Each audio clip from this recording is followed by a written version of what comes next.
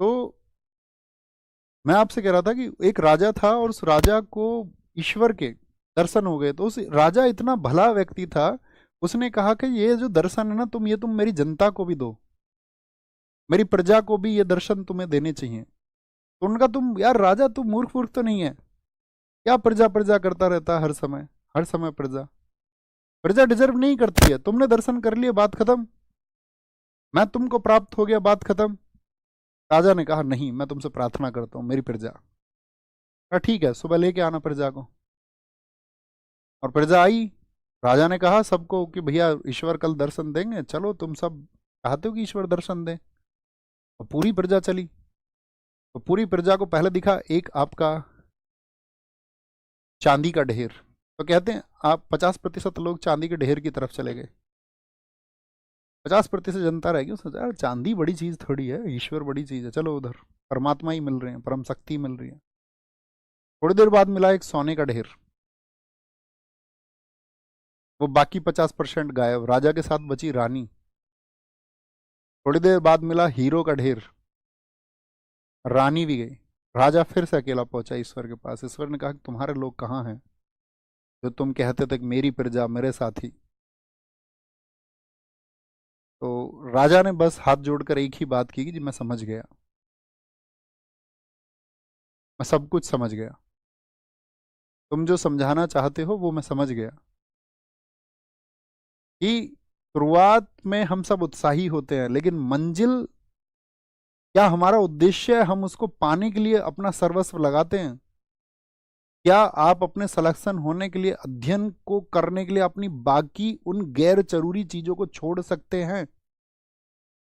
आप अपने भविष्य निर्माण के लिए क्या उन गैर जरूरी चीजों को छोड़ सकते हैं जो आपकी योजना में आड़ा आती हों या आपका समय जो खराब करती हों? एक विद्यार्थी को कहते हैं अपने समय का पाबंद होना चाहिए, क्योंकि जिनके बारे में तुम सोच रहे हो ना, वो इधर उधर कहीं ना कहीं हो जाएंगे। और अगर तुम्हारे बहुत करीबी लोग हैं और तुम ये विश्वास करते हो कि वो किसी भी क्षण तुमसे अलग नहीं होंगे, तो फिर वो तुम्हारे लिए खुश होंगे कि तुम भविष्य के अपने निर्माण की योजना में व्यस्त हो। वो कभी तुमसे दूर नहीं होंगे, जो तुम्हारे सच्चे साथी होंगे वो हमेशा इस बात के लिए आपको प्रेरित करेंगे। और यदि कोई इस बात से दूर होता है, तो इसका मतलब है कि उसका हो जाना ही उचित था, या उसका दूर हो जाना ही उचित है। अंततः विजय तो साथी आपको ये अकेले तय करनी होगी। पार्थ, शुरुआत करके मंजिल तक पहुंचने का जो जुनून है, वो तुमको बनाए रखना होगा, हर पल बनाए रखना होगा। उस सोने के ढेर, उस चांदी के ढेर, उस हीरे के ढेर, यानी कि वो बाधाएं हैं। और वो किसी भी रूप में हो सकते हैं, चाहे सोशल मीडिया के रूप में, चाहे अनावश्यक घंटों को खर्च करने, चाहे बेवजह की बातें को समय खर्च करने, वो कुछ भी हो सकता, वही रूप है। ये सिर्फ एक उदाहरण मात्र है, ये सिर्फ संकेत मात्र है।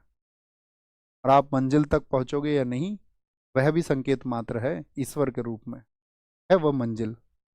आपका उद्देश्य क्या है, आपका ऑब्जेक्टिव क्या है जिंदगी में? आपके लिए सबसे बड़ी चीज वो होनी चाहिए कि अंततः आप क्या चाहते हो, और वो तुम्हें हासिल करने के लिए संघर्ष करना चाहिए। अंततः मैं भी कुछ चाहता हूँगा, अंततः आपको भी कुछ चाहना चाहिए। मैं जो चाहता हूँ दोस्त, मैं उसे प्राप्त करके रहूंगा। और आप जो चाहते हो, मैं उम्मीद आपसे भी करूंगा, आप उसे प्राप्त करेंगे। यही जीवन है। और सांसारिक जीवन तो बिल्कुल यही है। ख्याल रखिए। नमस्ते। जो मैंने सोचा है इस विचार करना, इस पर 2 शब्द लिखना अपने, आप क्या समझते हैं,